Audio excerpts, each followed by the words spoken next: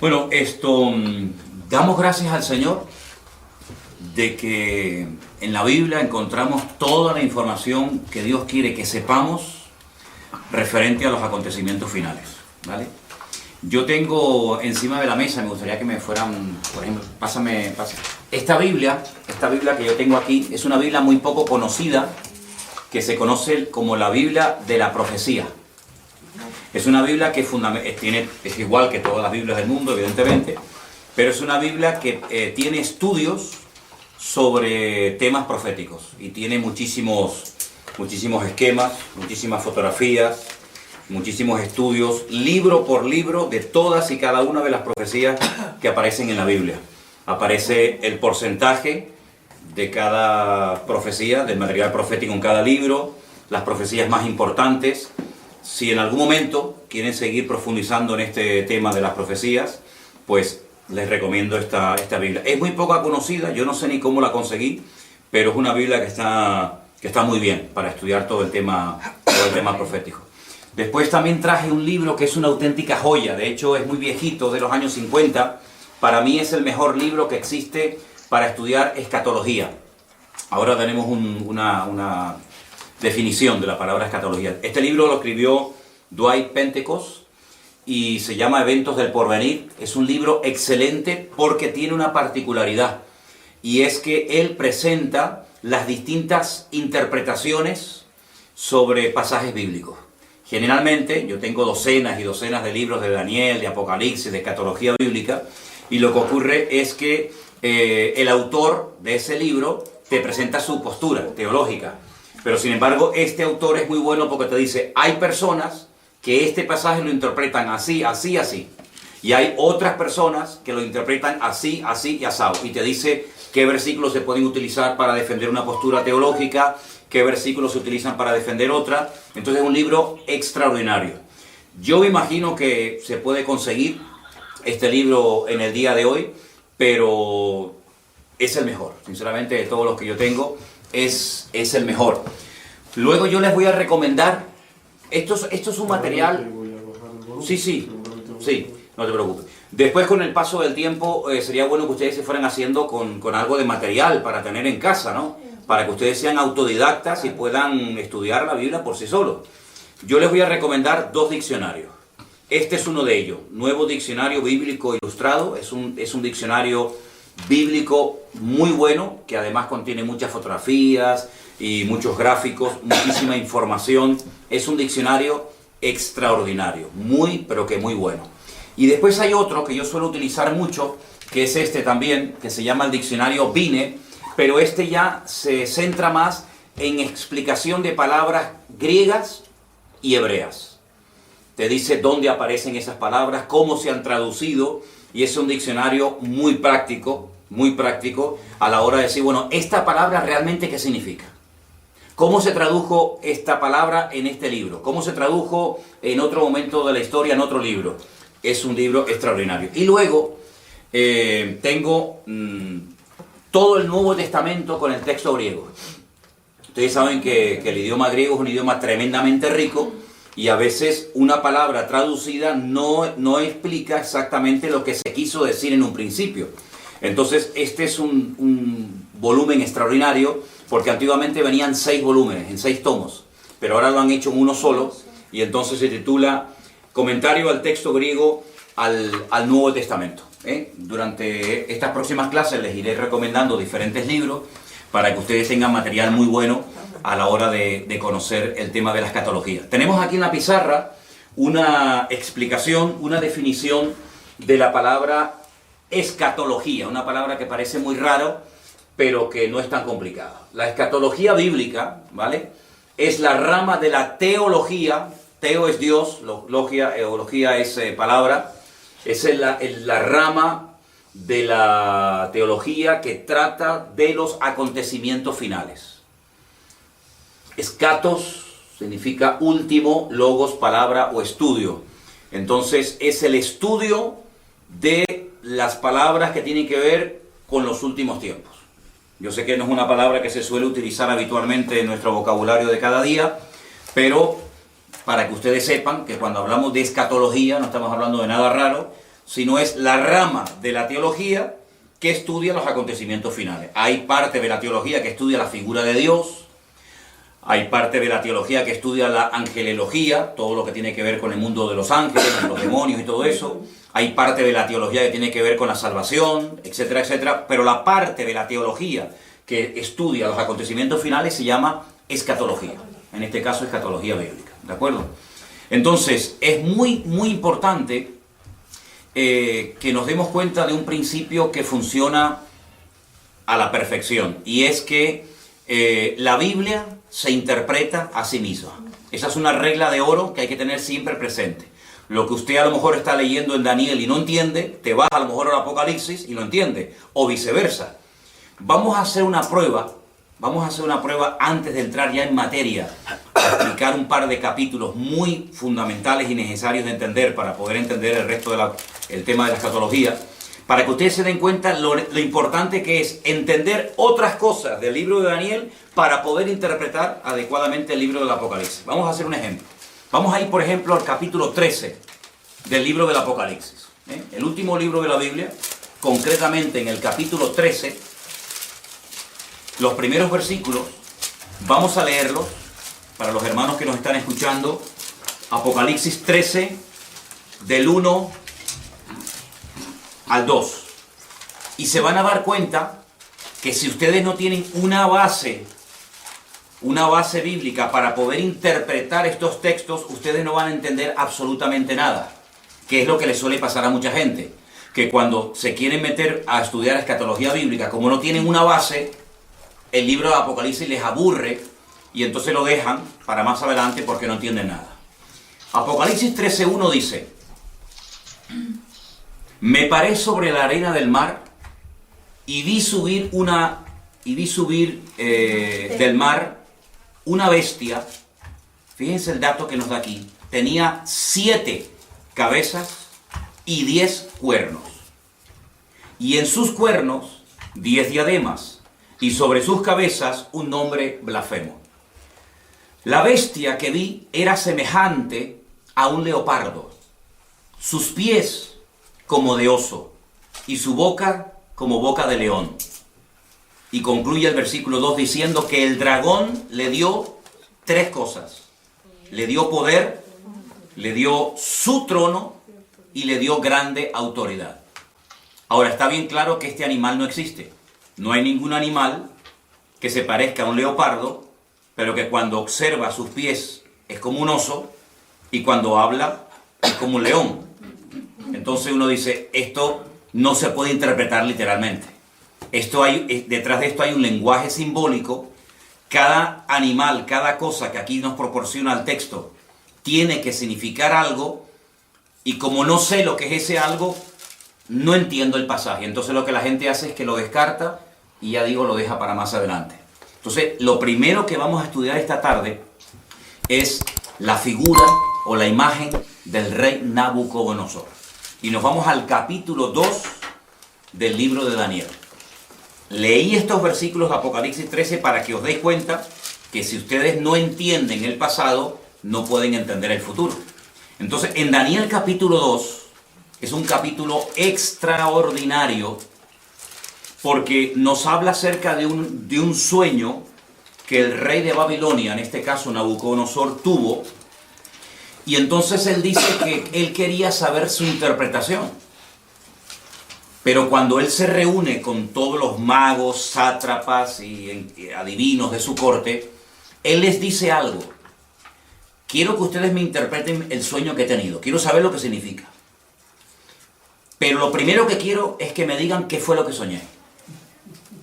Y cuando yo vea que ustedes han sido capaces de contarme lo que yo soñé, entonces yo sabré que ustedes son capaces de interpretarme el sueño.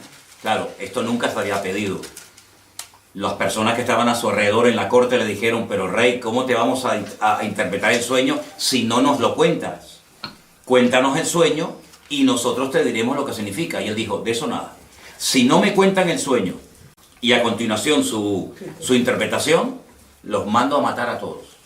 Daniel, que vivía en el palacio del rey Nabucodonosor, pidió tiempo. Dijo, bueno, dame tiempo, vamos a orar, a ver si el Señor me quiere interpretar o me quiere dar la interpretación y a continuación también el sueño que has tenido.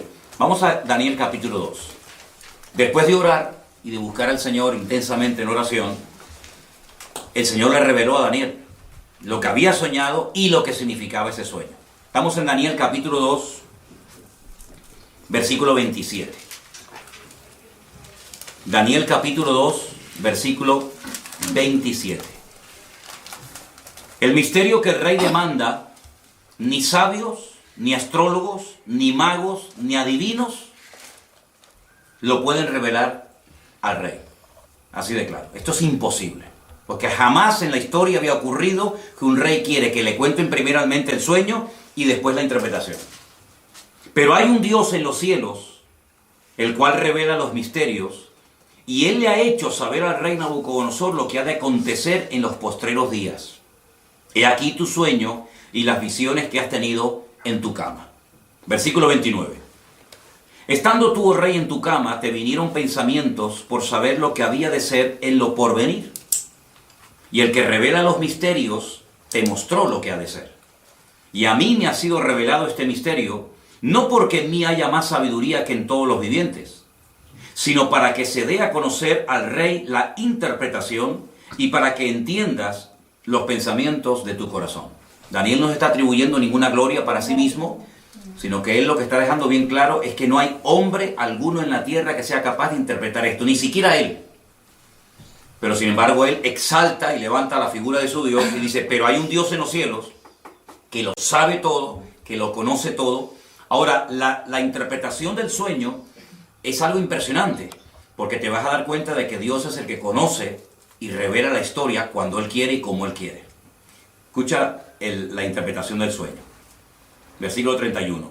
Tú, oh rey, veías, y aquí una gran imagen, esta imagen que era muy grande y cuya gloria era muy sublime, estaba en pie delante de ti, y su aspecto era terrible. La cabeza de esta imagen era de oro fino, solo la cabeza, su pecho y sus brazos de plata, su vientre y sus muslos de bronce, sus piernas de hierro, sus pies en parte de hierro y en parte de barro cocido. Estabas mirando hasta que una piedra fue cortada no con mano e hirió a la imagen en sus pies de hierro y de barro cocido y los desmenuzó. Entonces fueron desmenuzados también el hierro, el barro cocido, el bronce, la plata y el oro, y fueron como tamo de las eras de verano. Y se los llevó el viento sin que de ellos quedara rastro alguno. Mas la piedra que hirió a la imagen fue hecha un gran monte que llenó toda la tierra. Este es el sueño. También la interpretación de él diremos en presencia del rey. Versículo 37. Tú, oh rey, eres rey de reyes, porque el Dios del cielo te ha dado reino, poder, fuerza y majestad. Y donde quiera que habitan hijos de hombres, bestias del campo y aves del cielo, Él lo ha entregado en tu mano, y Él te ha dado el dominio sobre todo. Tú eres aquella cabeza de oro. Ya está revelando la interpretación del sueño. Después de ti se levantará otro reino inferior al tuyo, y luego un tercer reino de bronce, el cual dominará sobre toda la tierra. Y el cuarto reino será fuerte como hierro, y como el hierro desmenuza y rompe todas las cosas, y desmenuzará y quebrantará todo. Y lo que viste de los pies y los dedos, en parte de barro cocido de alfarero y en parte de hierro, será un reino dividido, mas habrá en él algo de la fuerza del hierro, así como viste hierro mezclado con barro cocido. Y por ser los dedos de los pies en parte de hierro y en parte de barro cocido, el reino será en parte fuerte y en parte frágil. Así como viste el hierro mezclado con barro, se mezclarán por medio de alianzas humanas, pero no se unirán el uno al otro, como el hierro no se mezcla con el barro. Y en los días de estos reyes, el Dios del cielo levantará un reino que no será jamás destruido, ni será el reino dejado a otro pueblo. Desmenuzará y consumirá todos estos reinos, pero Él permanecerá para siempre. Y de la manera que viste que del monte fue cortada una piedra, no con mano, la cual desmenuzó el hierro, el bronce, el barro, la plata y el oro, El gran Dios ha mostrado al rey lo que ha de acontecer en lo porvenir, y el sueño es verdadero y fiel su interpretación. Claro, ante semejante revelación, este rey soberbio, que era el que gobernaba la tierra en aquel momento, dice que se postró sobre su rostro, se humilló ante Daniel y mandó que le ofrecieran presentes e inciensos. Es decir, vamos a ver, es que lo que Nabucodonosor está viendo es espectacular, porque si tú has sido capaz, por el poder de tu Dios, de recibir la revelación del sueño que yo he tenido, yo no tengo ninguna duda de que lo que tú me has interpretado es verdad. Es decir, la credibilidad que tú tienes a la hora de interpretarme el sueño te la da el hecho de que primero me has contado el sueño. Y esto es algo realmente descomunal. Ahora, tenemos aquí, lo íbamos a poner en la pantalla, pero nos falló a última hora el proyector. Tenemos aquí una imagen muy interesante de lo que soñó el rey Nabucodonosor. Ustedes pueden comprobar aquí la imagen, que está compuesta por 4 materiales diferentes. Tenemos la cabeza de oro, el pecho y los brazos de plata, el vientre y los muslos de bronce. Fíjense que va de mayor categoría a inferior, y las piernas de hierro y los pies mezclados hierro y barro. Aquí, a este lado, tienen ustedes el nombre del imperio que representa o simboliza cada uno de estos materiales. El oro, recuerden esto, representa el imperio babilónico, que duró desde el 607 hasta el 539 antes de Cristo. Ese reino lo conoció Daniel, porque era el reino en el cual él vivía en aquel tiempo. Este fue el reino que atacó Jerusalén, que destruyó el templo, que se llevó cautivos a miles y a miles de personas, uno de ellos Daniel, ¿verdad? Y ese fue el reino que estaba en ese momento gobernando el mundo. Pero la profecía o la interpretación del sueño profético decía que cuando este reino cayera, porque no era un rey eterno, se levantaría otro reino. Y fíjense que como tiene 2 brazos, nos habla acerca de 2 naciones diferentes, los medos persas. Y este reino fue desde el 539 hasta el 531 después de Cristo. Los medos persas. Los persas hoy en día siguen existiendo bajo el nombre de Irán. Los iraníes son persas. Y los medos no tienen tierra y serían hoy en día los famosos kurdos. Los kurdos, los que están siempre tratando de reclamar un trocito de tierra para ellos. Y esto, cuando tú miras atrás, claro, para Daniel esto era profético, esto no se había dado. Esto era, bueno, vamos a ver si esto es verdad. Pero tú sabes perfectamente que cuando miras atrás, no solamente porque la Biblia lo dice, sino porque la historia secular lo corrobora, efectivamente. Todo el mundo sabe que después de la caída del imperio babilónico, se levantaron y gobernaron muchas naciones de la tierra durante mucho tiempo, los medos persas.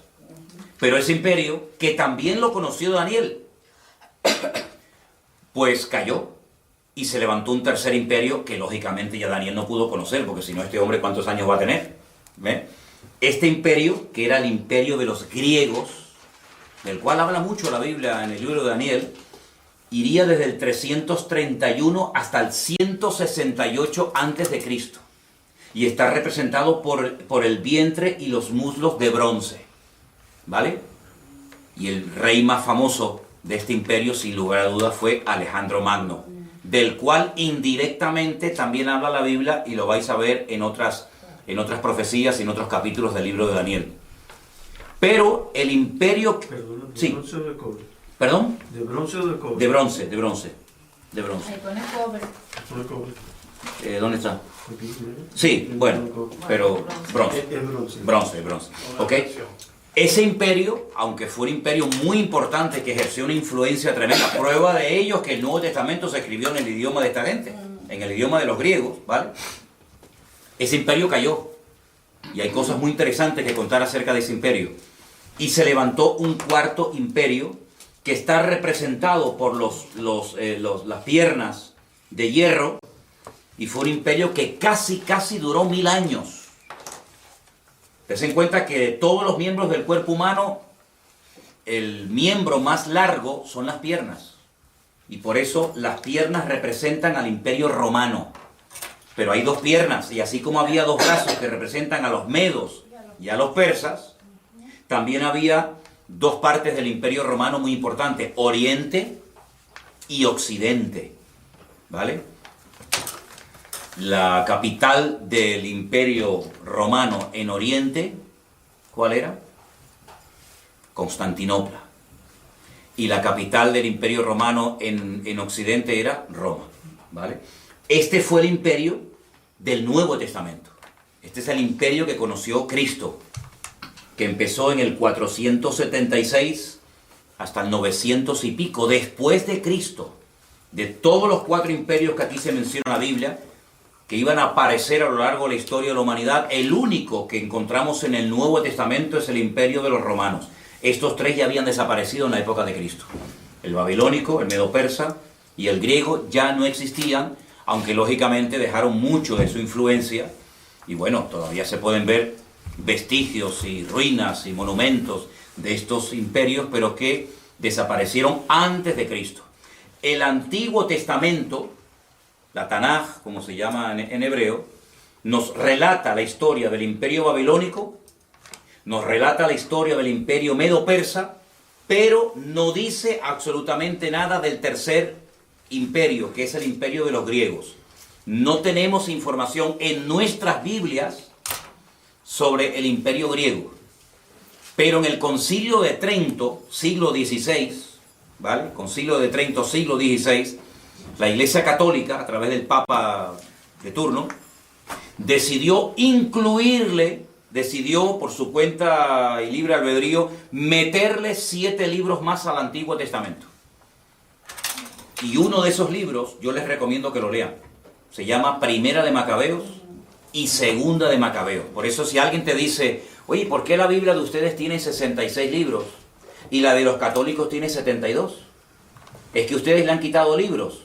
No, es al revés. No es que nosotros le hayamos quitado libros, es que ustedes le han metido libros. Ustedes le han metido 7 libros más en el Concilio de Trento, siglo XVI. Esos libros, por ejemplo, se llaman Sabiduría, Judith, Tobías, Primera y Segunda de Macabeos. Y esos libros de Primera y Segunda de Macabeos son la historia, son la historia de la influencia del imperio griego durante el tiempo que se dividió el imperio griego. Cuando Alejandro Magno se muere, pues se divide en 4, que ya hablaremos en su momento acerca de eso, y entonces el Antiguo Testamento termina contándonos la historia de los medos persas, pero claro, si tú estás estudiando esta profecía, tú dices, bueno, pero ¿y entonces los griegos? Es que el Antiguo Testamento no termina contándote la historia de los griegos. Y cuando empiezas el Nuevo Testamento ya te encuentras a los romanos, Poncio Pilato, el César de Roma, etcétera, etcétera. Entonces tú dices, ¿qué pasó con el tercero? Bueno, tú sabes, o debes saber, que entre el Antiguo Testamento y el Nuevo Testamento hay 400 años de silencio, donde no se cuenta nada, ¿vale? Y entonces por eso los griegos no aparecen en el Antiguo Testamento, pero estaba profetizado por el Señor de que habría un tercer imperio llamado el imperio de los griegos, de los macedonios, ¿de acuerdo? Entonces lo que tienen que aprenderse sí o sí de memoria, y no es tan complicado, son 8 palabras: oro, plata, bronce y hierro. Mira qué fácil. Oro, plata, bronce y hierro. Babilonia, Medo-Persia, Grecia y Roma. Ya está. Con esos 4 materiales, ustedes saben que la interpretación del sueño del rey Nabucodonosor consistía en revelarle al rey Nabucodonosor la historia de 4 imperios que tendrían mucho que ver con el pueblo de Dios, tanto en el Antiguo como en el Nuevo Testamento. Podríamos contar cientos de cosas de cada uno de los imperios. Por ejemplo, este imperio, el babilónico, fue el que destruyó el primer templo, por ejemplo, ¿vale? Fue el segundo imperio, el de los medos persas, el que permitió la reconstrucción del segundo templo, por ejemplo, ¿verdad? Ahí está, en este segundo periodo, en este segundo templo, está la historia del famoso libro de Esther, donde está Asuero, donde está el rey Artajerjes, el rey Darío, ¿vale?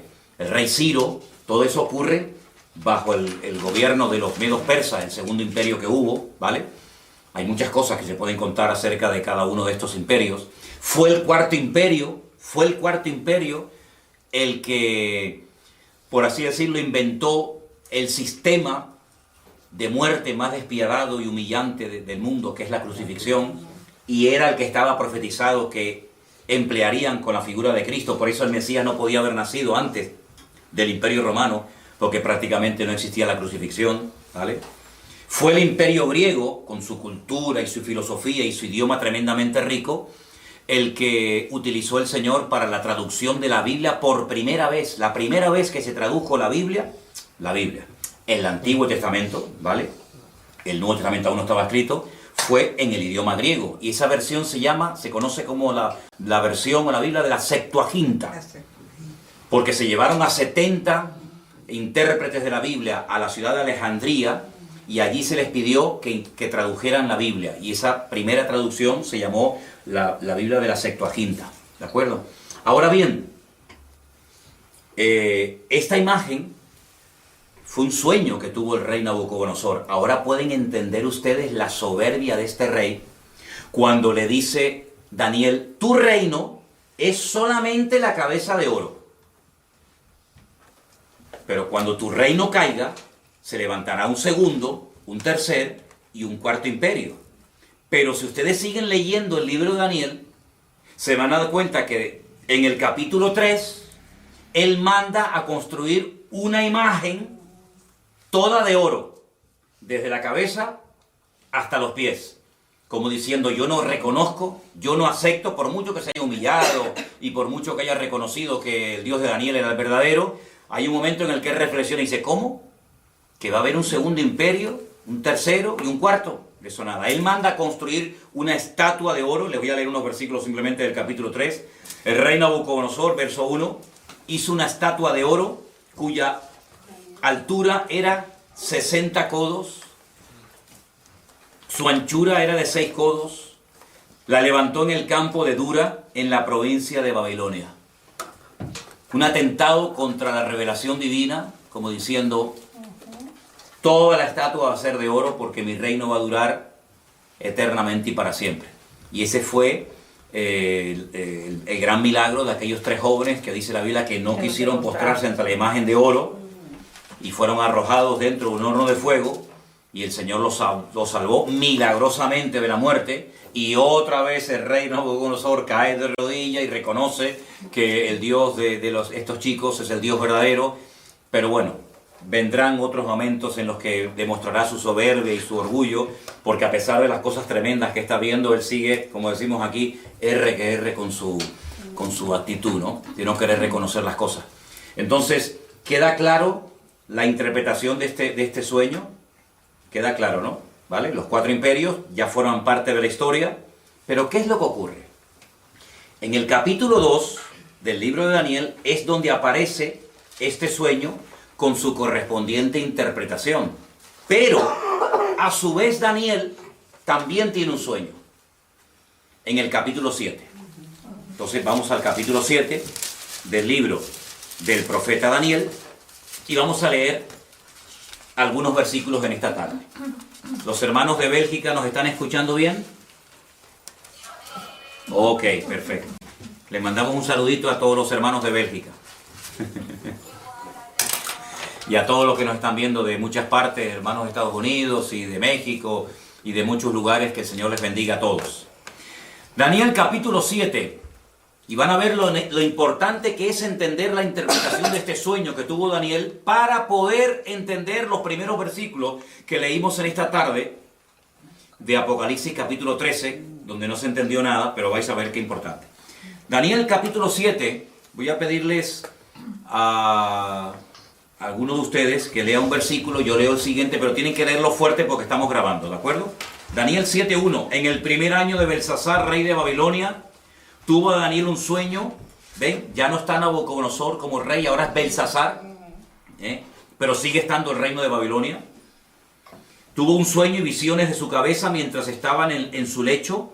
Luego escribió el sueño y relató lo principal del asunto. ¿Alguien que lea el versículo 2? Daniel dijo: miraba yo en mi visión de noche, y he aquí que los 4 vientos del cielo combatían en el gran mar. Versículo 3 dice, y 4 bestias grandes diferentes la una de la otra subían del mar. La primera era como león y tenía alas de águila. Yo estaba mirando hasta que sus alas fueron arrancadas y fue levantada del suelo y se puso enhiesta sobre los pies a manera de hombre y le fue dado corazón de hombre. Versículo 5. Y aquí otra segunda bestia semejante a un oso, la cual se alzaba de un costado más que de otro. Tenía en su boca 3 costillas entre los dientes y le fue dicho así, levántate y devora mucha carne. Después de esto miré, y he aquí otra, semejante a un leopardo, con 4 alas de ave en sus espaldas. Tenía también esta bestia 4 cabezas, y le fue dado dominio. Después de esto miraba yo en las visiones de la noche, y aquí la 4ª bestia, espantosa y terrible en gran manera, fuerte, la cual tenía unos dientes grandes de hierro, devoraba y desmenuzaba, y las obras hollaba con sus pies, y era muy diferente de todas las bestias que vi antes de ella, y tenía 10 cuernos. Mientras yo contemplaba los cuernos, he aquí que otro cuerno pequeño salía entre ellos, y delante de él fueron arrancados 3 cuernos de los primeros. Y he aquí que este cuerno tenía ojos como de hombre, y una boca que hablaba grandes cosas.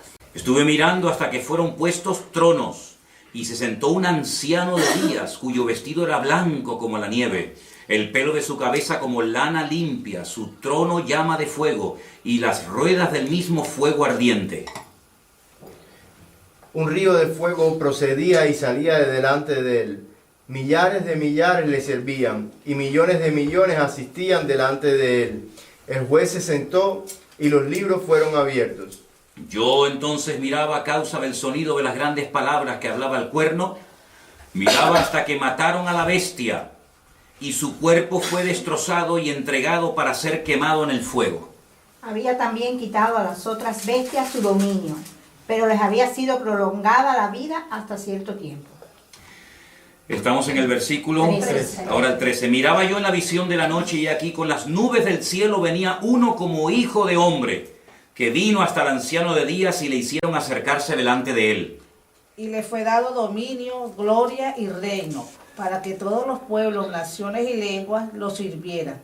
Su dominio es dominio eterno, que nunca pasará, y su reino es uno que nunca será destruido. Se me turbó el espíritu a mí, Daniel, en medio de mi cuerpo, y las visiones de mi cabeza me asombraron.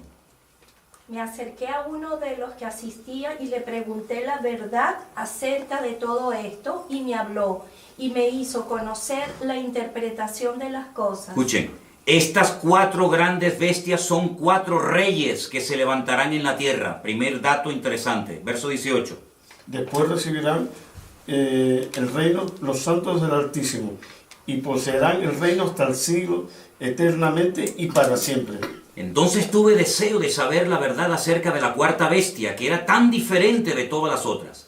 Espantosa en gran manera, tenía dientes de hierro, uñas de bronce, que devoraba y desmenuzaba, y las sobras hollaba con sus pies.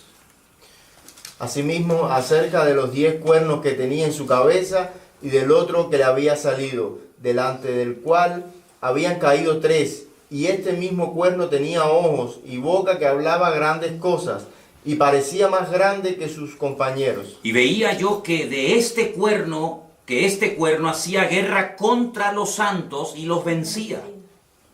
Hasta que el anciano vino y se hizo justicia a los santos del Altísimo. Y llegó el tiempo y los santos recibieron el reino. Podríamos seguir leyendo todo el resto del capítulo, que no tiene desperdicio. Y creo que es bueno que lo leamos, porque lo que más le llamó la atención a Daniel fue la 4ª bestia. Sobre todo, ¿no? Dice que la 4ª bestia será un 4º reino en la tierra, el cual será diferente de todos los otros reinos. Y a toda la tierra devorará, trillará y desmenuzará. Despedazará, perdón. Y los 10 cuernos significan que de aquel reino se levantarán 10 reyes, y tras ellos se levantará otro, el cual será diferente de los primeros, y 3 reyes derribarán. Y hablará palabras contra el Altísimo, y a los santos del Altísimo quebrantará, y pensará en cambiar los tiempos y la ley, y serán entregados en su mano hasta tiempo, tiempos y medio tiempo.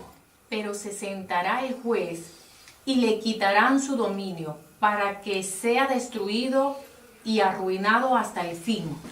Y que el reino y el dominio y la majestad de los reinos debajo de todo el cielo sea dado al pueblo de los santos del Altísimo, cuyo reino es reino eterno, y todos los dominios le servirán y le obedecerán.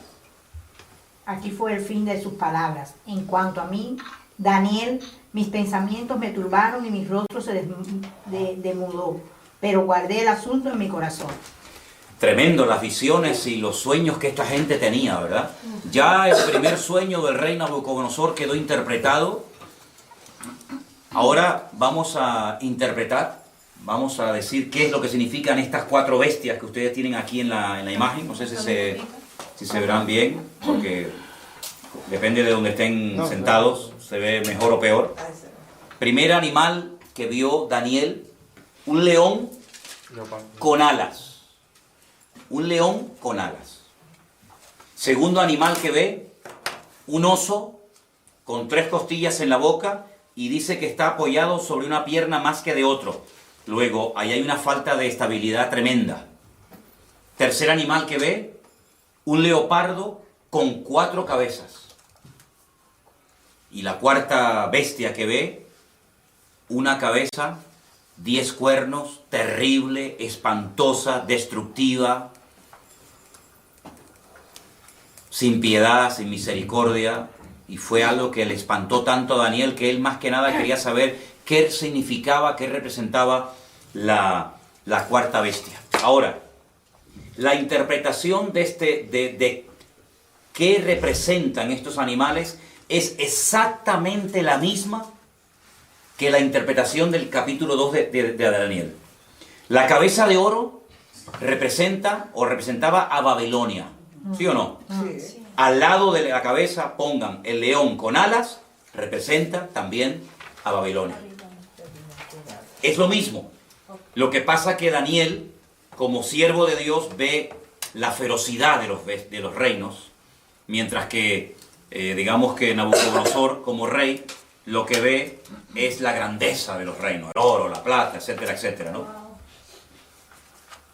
Lo rápido que atacaba ese imperio está representado por las alas del león, ¿verdad? El oso representa a los medos persas, exactamente igual. Uno de los dos era más fuerte que el otro. Los persas eran más fuertes que los medos. Y por eso está apoyado sobre una pata más que de otra. Las 3 costillas que lleva en la boca representan 3 naciones, que le voy a decir qué naciones representan. Tengo aquí otra Biblia. Apunten que esas 3 costillas en la boca representan a Babilonia, Lidia y Egipto. Babilonia, Lidia y Egipto. Lidia. Lidia. Hay un lugar que se llama Lidia, no Lidia. Y Egipto. Y Egipto. Perdón, no es Libia. No, Lidia. Lidia. Como el nombre de... Lidia con D. Con D. Con D. Lidia, Y Egipto. Y Egipto. Lidia. Ok. El leopardo de 4 cabezas representa al imperio de los griegos.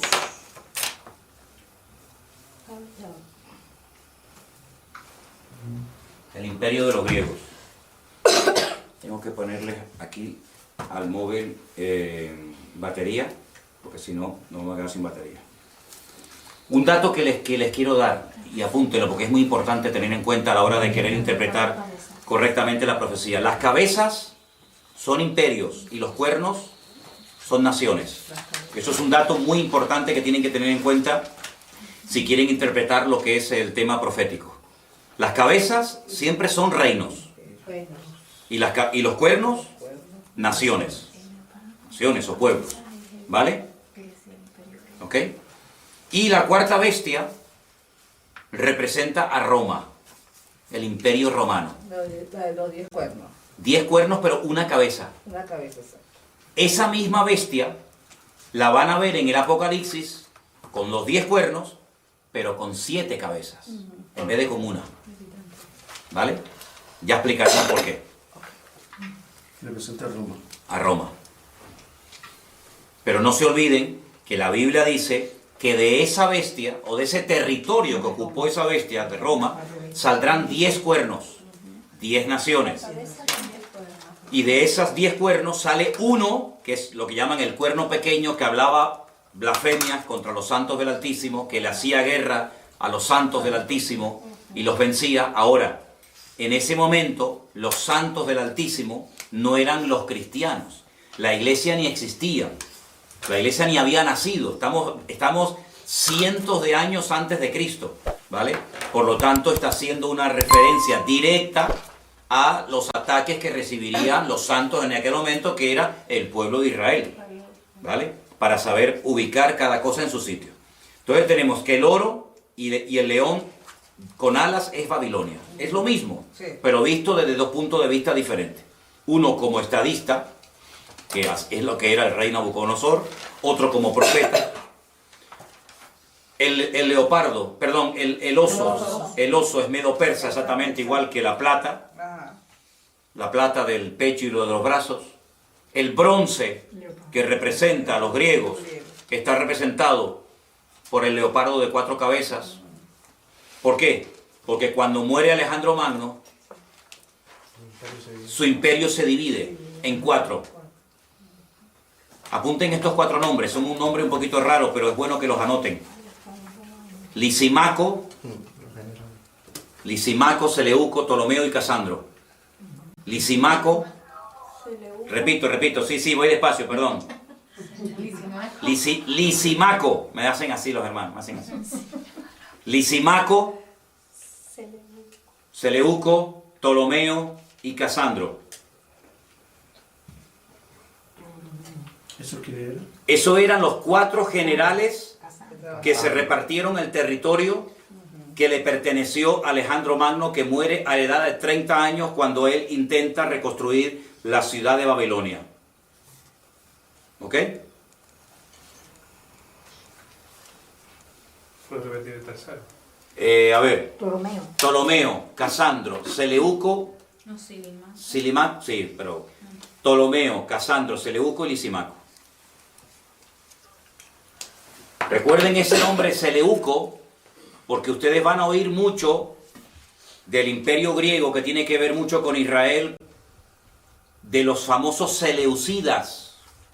Los seleucidas, cuando ustedes vayan a leer en la Biblia católica esos libros de historia de Israel que le añadieron, como dije antes, en el siglo XVI, Concilio de Trento, al Antiguo Testamento, ustedes van a encontrar un personaje terrible, llamado Antíoco Epifanes. Ese era un seleucida, porque el imperio romano se dividió en 4 y la parte que a él le correspondió era la parte que conocemos hoy en día como Israel.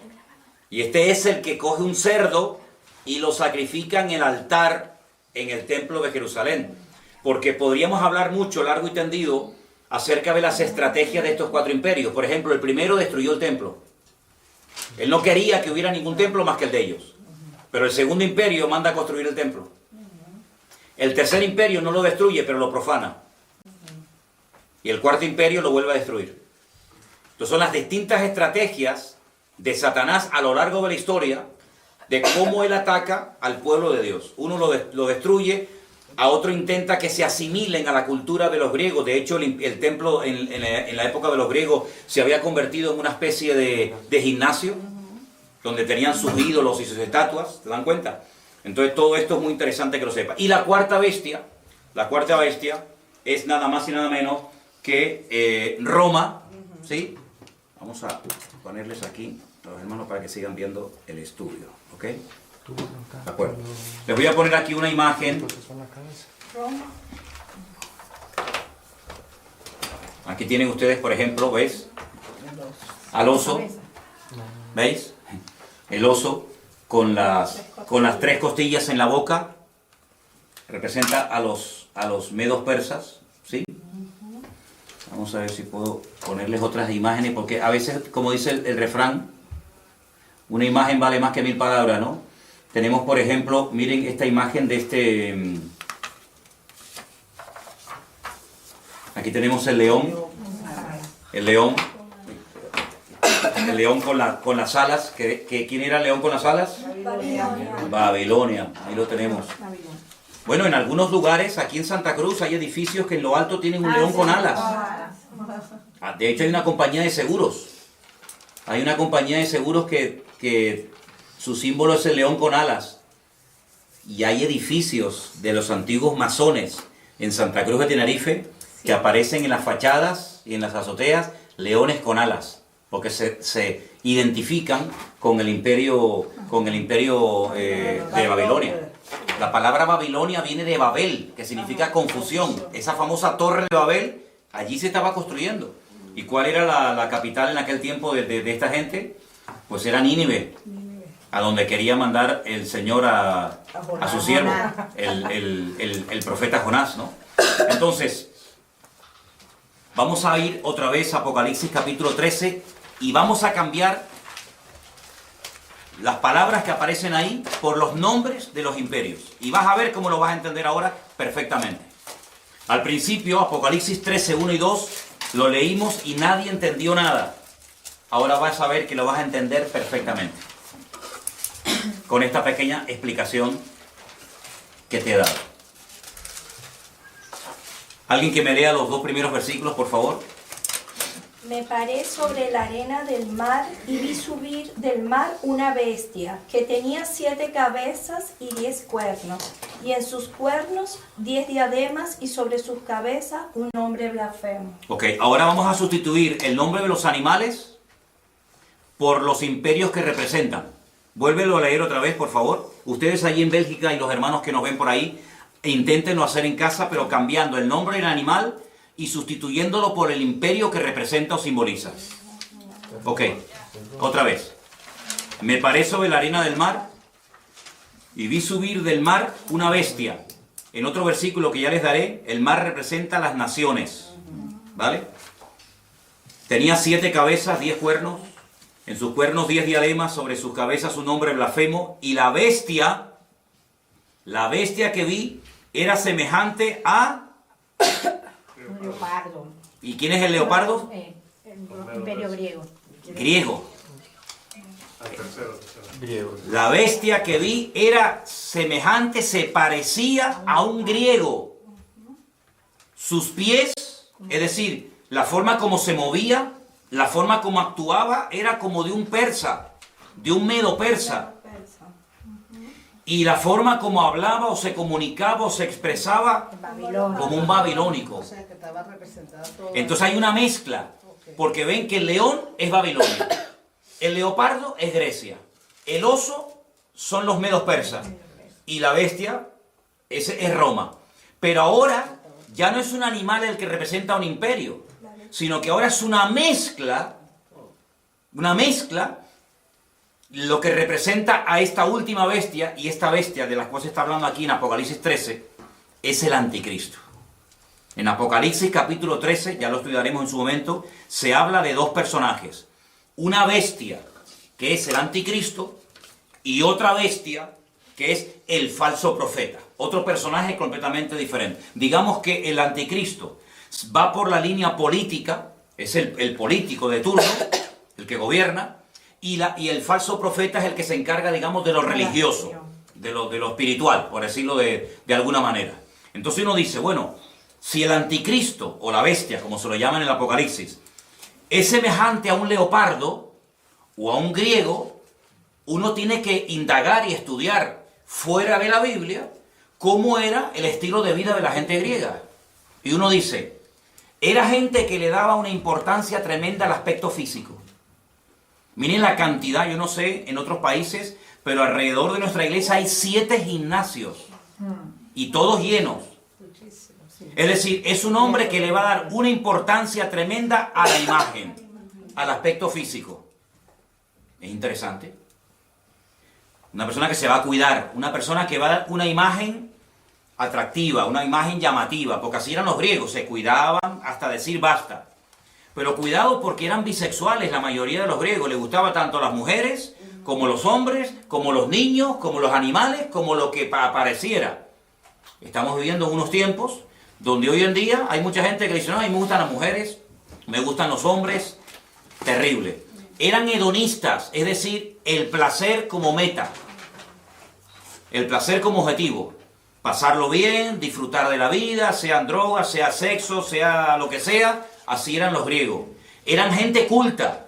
La cuna de toda la filosofía tiene su origen en Grecia. Eran gente culta, no eran estúpidos, no eran ignorantes, eran gente culta. Luego, sabían expresarse, sabían hablar. Lean los discursos ustedes de Platón, de Aristóteles, de Sócrates. Eso es alucinante, la riqueza del vocabulario, ¿verdad? La demagogia que utilizaba aquella gente, la oratoria que tenían, todo eso lo va a tener este tipo, ¿verdad? Porque se va a parecer a un griego. Pero además dice que sus pies, su forma de actuar, era como de un oso. Y los osos son los persas. Claro. Oigan hablar ustedes a los persas. Te cautivan. Hablan así, muy suave. Calmado. No es como los árabes que hablan muy brusco, muy cerrado, muy bruto el idioma, ¿no?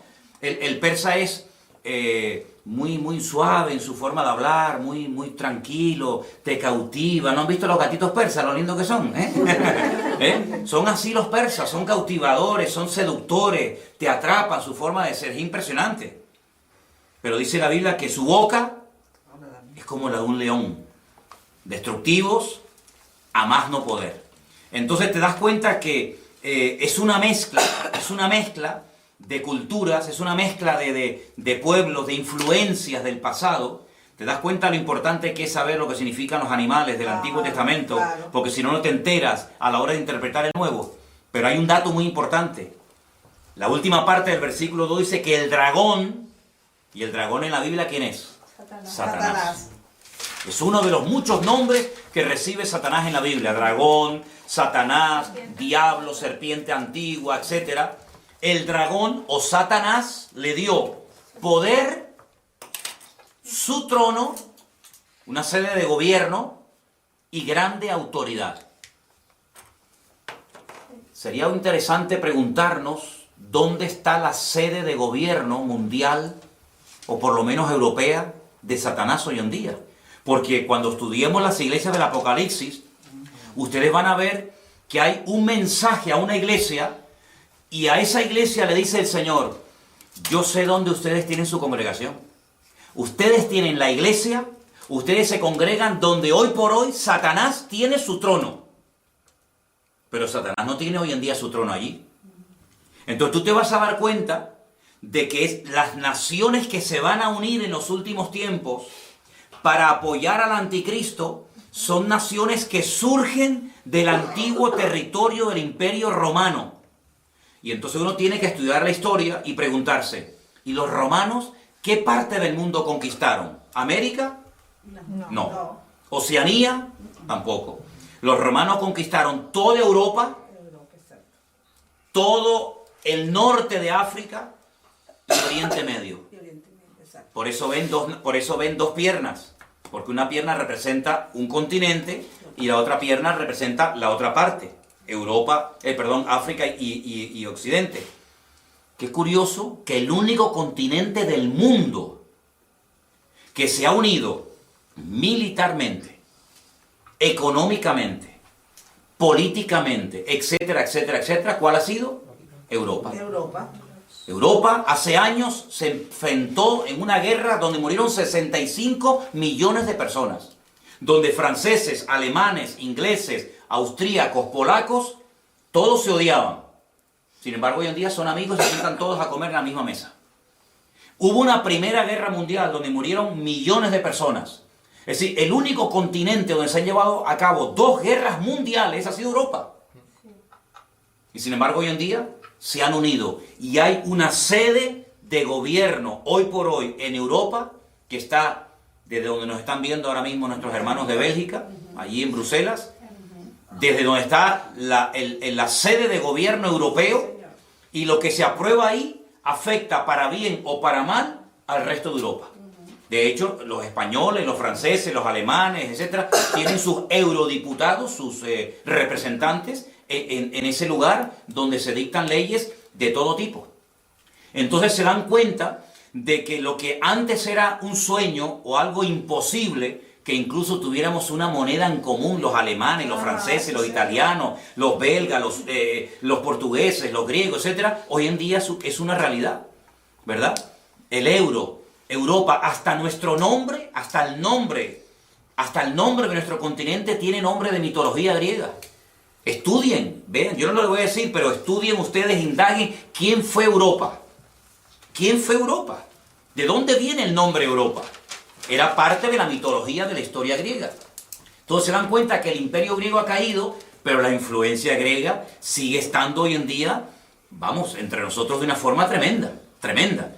Entonces, por una parte uno ve gente muy culta, pero por otra parte ve a esa gente tan culta que son después unos auténticos salvajes y unos auténticos liberales, porque va a haber una mezcla de cultura, de salvajismo, de religiosidad, de espiritualidad. Ah, y una cosa, los griegos eran muy religiosos. No se olviden ustedes que cuando el apóstol Pablo fue a Grecia, al Areópago, dice que caminó por la mañana y luego por la tarde lo invitaron a compartir la palabra y dijo, hermanos o amigos, veo que ustedes sois gente muy religiosa, porque tenéis dioses para todo. Incluso observé que tenéis un altar donde hay abajo, al pie del altar, una inscripción que dicen al Dios no conocido. Por si acaso se nos queda alguno por no adorar, también lo adoramos. Y Pablo, aprovechando esa coyuntura, dijo, yo os vengo a hablar de ese Dios que ustedes ignoran, y que comenzó a predicarles la palabra, ¿no? Entonces, vamos a estudiar en estas clases, paso a paso, cómo poder interpretar los capítulos del libro del Apocalipsis, pero antes de meternos a estudiar en profundidad los capítulos y los personajes, tenemos que tener las herramientas para interpretar. Ya sabemos interpretar los materiales. Si yo les digo la plata, los medos persas. El oro, Babilonia. El leopardo de 4 cabezas, que representa la división del imperio griego cuando muere Alejandro Magno, los 4 generales. Ya sabemos quiénes son, los griegos. La bestia con una cabeza y 10 cuernos, los romanos. El león con alas, los babilónicos. Bueno, ahora nos quedan los caballos que cambian de color en el libro de Apocalipsis, y también nos queda no solamente el tema de los caballos, sino también el lenguaje simbólico que se emplea cuando se habla de algunos imperios en particular, como por ejemplo el macho cabrío y el carnero. Eso lo vamos a ver la próxima semana, cómo hay una batalla entre el macho cabrío y el carnero, cómo se enfrentan el uno al otro, cómo hay un cuerno que le crece de una forma enorme, de una forma desproporcional. Todo eso lo vamos a ir viendo, porque el libro del Apocalipsis está escrito en un lenguaje simbólico y hay que dominarlo. Pero luego una cosa que yo creo que es fundamental es, después, con toda esta información, saber poner cada pieza en su lugar. Es decir, todo el mundo ha oído hablar algo del anticristo, de la marca de la bestia, del falso profeta, de Armagedón, ¿vale? Ahora, con todas esas piezas, ¿dónde va cada una? ¿Qué es primero? ¿Los sellos, las copas, las trompetas, el caballo negro, el caballo blanco, el amarillo? ¿Qué va primero? ¿La marca de la bestia o el arrebatamiento de la iglesia? ¿Qué va segundo? ¿La gran tribulación? Todo eso hay que saber ponerlo en su sitio, y la próxima semana, Dios mediante, vamos a poner aquí en la pizarra, vamos a hacer por orden los acontecimientos. Vamos a dar algunos versículos, como mínimo 3 por cada acontecimiento, para que ustedes puedan demostrar, yo creo en esto, por esto, porque lo dice la Biblia, y aprendernos el orden y explicar cada uno de esos acontecimientos, ¿de acuerdo?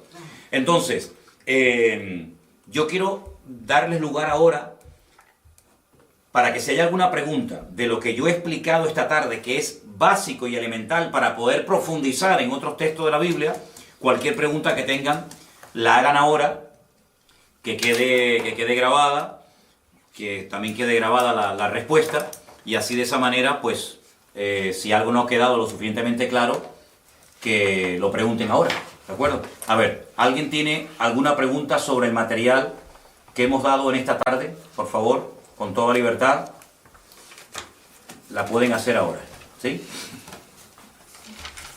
Pastor, los 4 generales que cuando Alejandro Magno, que se separaron, ellos también, por supuesto, ellos formaron parte de lo que es ahorita Europa. Entonces, ¿cuáles fueron los sitios donde ellos se establecieron? Muy buena pregunta.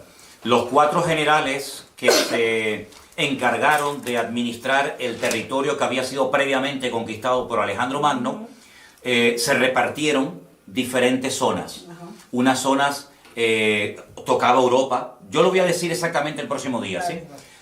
Otros tomaron territorios de África.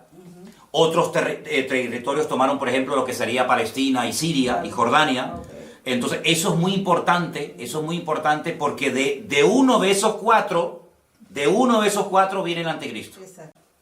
Y eso es muy importante porque nosotros tenemos que saber el anticristo, qué características como humano tiene. Yo sé que hay películas en Hollywood donde aparece Satanás teniendo relaciones sexuales con una mujer y nace el anticristo. Esas son películas. El anticristo tiene padre y tiene madre. El anticristo es un político de carne y hueso que se dará a conocer, que tendrá un poder tremendo, una influencia tremenda a nivel mundial, que tendrá apoyo militar, apoyo económico, apoyo político de muchas naciones y que va a llevar en un principio a muchas naciones, digamos, a la prosperidad, a la abundancia, etcétera, pero que al final quebrantará todos los pactos y acuerdos y convenios que previamente había firmado y establecido, incluido uno con el pueblo de Israel, ¿verdad? Les traicionará y entonces se volverá el peor gobernante de todos los tiempos, con matanzas y con guerras y con injusticias tremendas, ¿no? Pero muy importante la pregunta que tú has hecho, porque tenemos que saber esos 4 generales qué territorio dominaban. Por eso dije antes los famosos seleucidas, sí. Los seleucidas, la famosa guerra de los asmoneos, la famosa guerra de los macabeos. La palabra macab significa en hebreo martillo. Los macabeos eran los que golpeaban, los que intentaban golpear y destruir al imperio de los griegos, que por un tiempo lo consiguieron, cuando volvieron a consagrar el templo de Jerusalén. De ahí viene la famosa fiesta de Hanukkah y todo eso, que ya lo explicaremos en su momento. Pero la próxima semana te digo exactamente el territorio que ocuparon, ¿de acuerdo? ¿Alguna pregunta que ustedes quieren hacer? O los que me están viendo en directo quieren hacer alguna pregunta sobre la clase de hoy. Quiero que quede bien clara la interpretación, la explicación de Daniel 2 y Daniel 7. Por hoy, con eso, nos podemos dar por satisfechos y ya la próxima semana, si Dios quiere, estudiaremos las otras partes. Ahora, finalmente quiero mostrarles esta imagen, que ya es una mezcla de los diferentes imperios que ustedes ya conocen. Aquí está la bestia con los 10 cuernos. Ven que tiene algo del oso, ven que tiene algo del leopardo, ven que tiene algo del león. Es una forma simbólica de describir la naturaleza y la esencia de este personaje siniestro llamado el anticristo. ¿Vale? A través de figuras de animales te dice cómo es esta persona. ¿Vale? Dime. Sí, o sea, eso es el anticristo. Esto es simplemente una imagen, una representación de cómo va a ser. El anticristo es un ser humano. Con nombre, apellido, con pasaporte, con huellas digitales, con padre, con madre, todo. Lo que pasa, ¿cómo describir a ese personaje? ¿Cómo podemos describir su forma de actuar, su forma de pensar, su forma de reaccionar? Bueno, pues a través de aquellos animales que en el Antiguo Testamento representaban imperios que existieron, y entonces se hace una especie de mezcla de esos animales para describir cómo es su naturaleza como persona.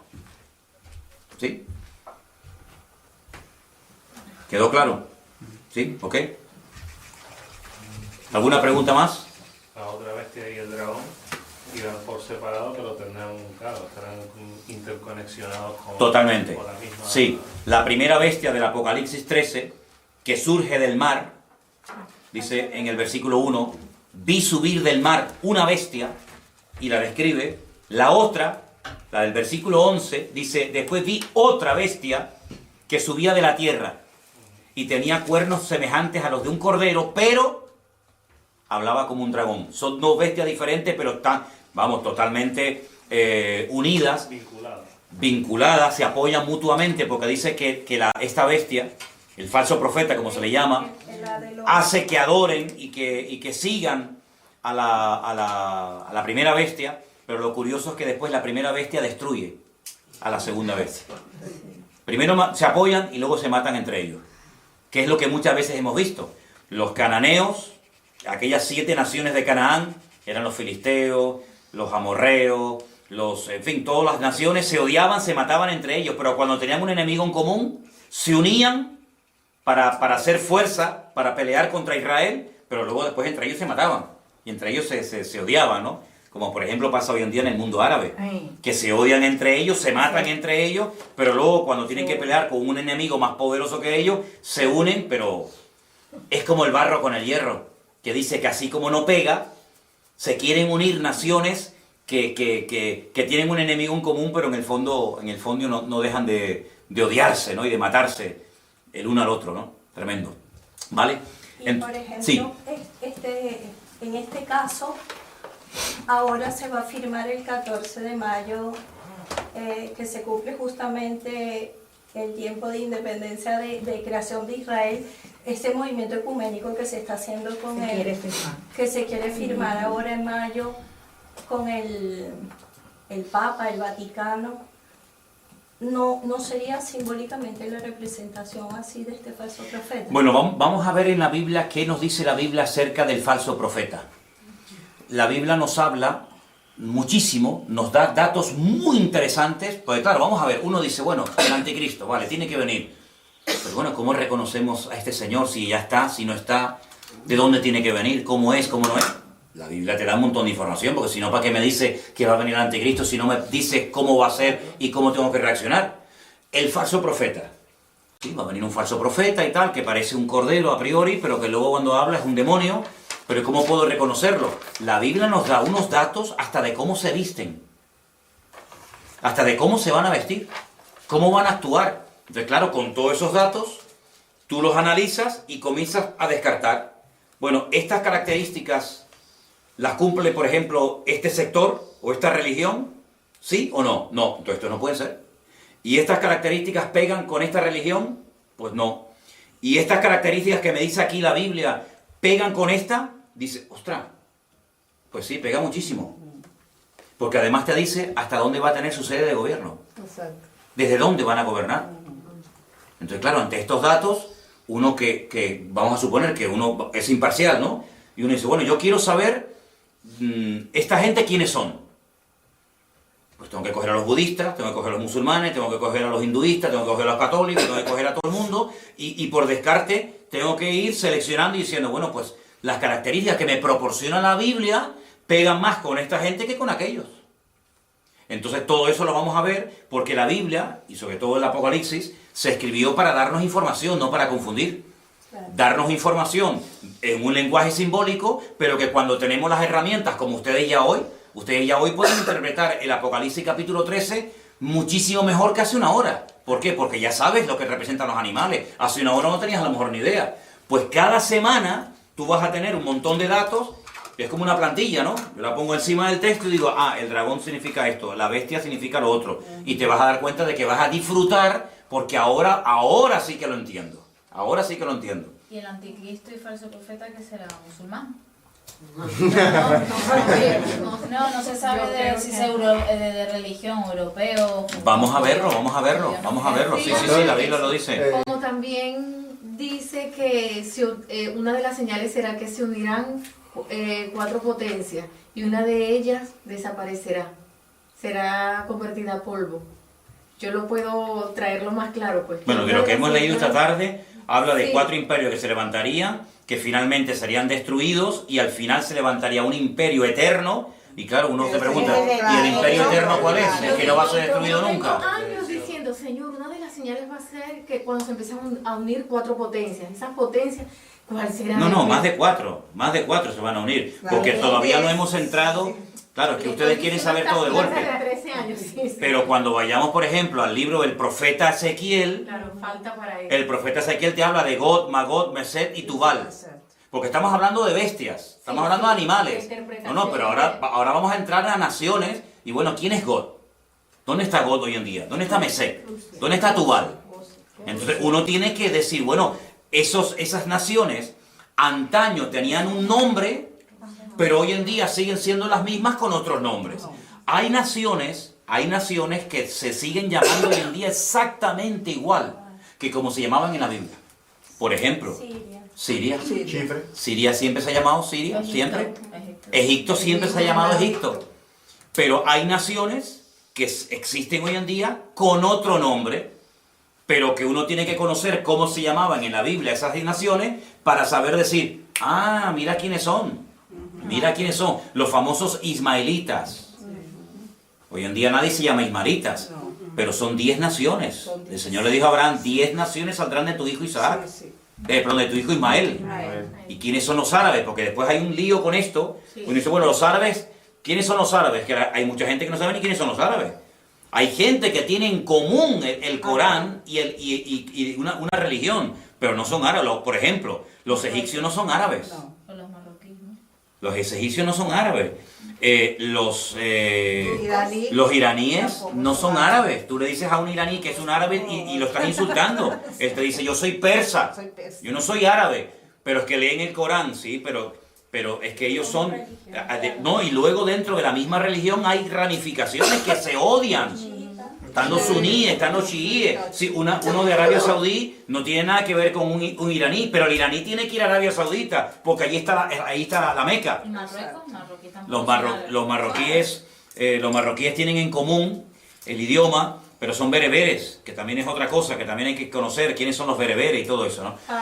Torgo, perdón, como también se dice que el anticristo no vendrá solo, sino que aseguran que va a venir acompañado de un sistema. Sí, bueno, es que hoy ha sido la primera clase, estamos hablando de las bestias, estamos hablando de los cuernos y entonces ya entraremos en detalle sobre todos estos personajes. ¿De acuerdo?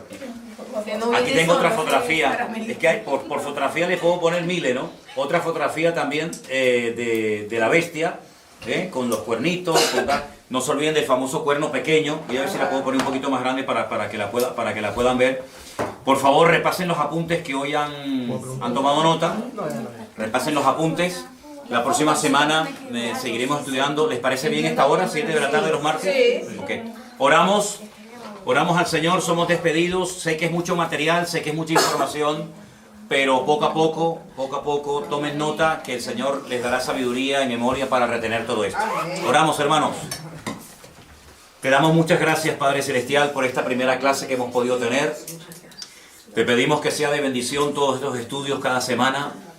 Gracias por todos los hermanos que, aparte de los que están aquí, van a ver y escuchar estos vídeos, estas enseñanzas. Te pido en el nombre precioso de tu amado Hijo Jesús, que nos des mucha sabiduría y capacidad y memoria para poder retener y memorizar todos estos datos. Y sobre todo, Señor, para estar velando y orando, porque sabemos que estamos en los últimos tiempos y las profecías se están cumpliendo de una forma tremenda. Y queremos, Señor, estar preparados, no distraídos, no despistados, para que aquel día nos sorprenda como ladrón en la noche, sino estar esperándote, Señor, y diciendo como tu siervo Juan, ven pronto, Señor Jesús.